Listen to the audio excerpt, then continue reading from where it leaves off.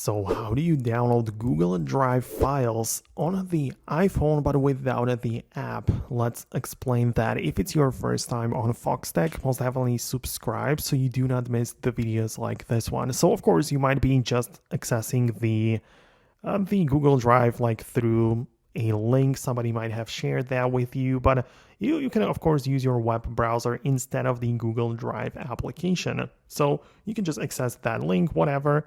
And in order to like download that file, you can utilize the regular methods of downloading, right? So just locate your files like that, hold down on it if it's like an image, or open it up fully in the full screen, and you'll have access to the download button in the top right corner, so you can download it like that.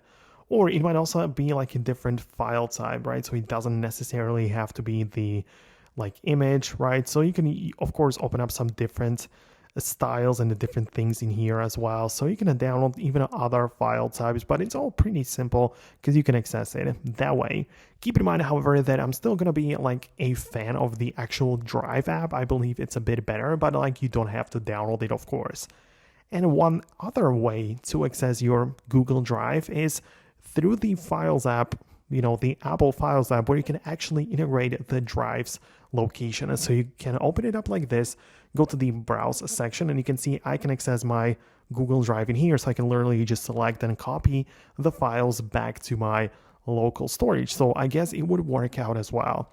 And you can add it by clicking the three dots, edit, and enabling the Google Drive right there. So let me know in the comments if you managed to make it work, and more specifically, which of these methods you decided that it's going to work the best for you. So I really appreciate your feedback. Subscribe for upcoming tutorials and videos like this one, and I'll see you later.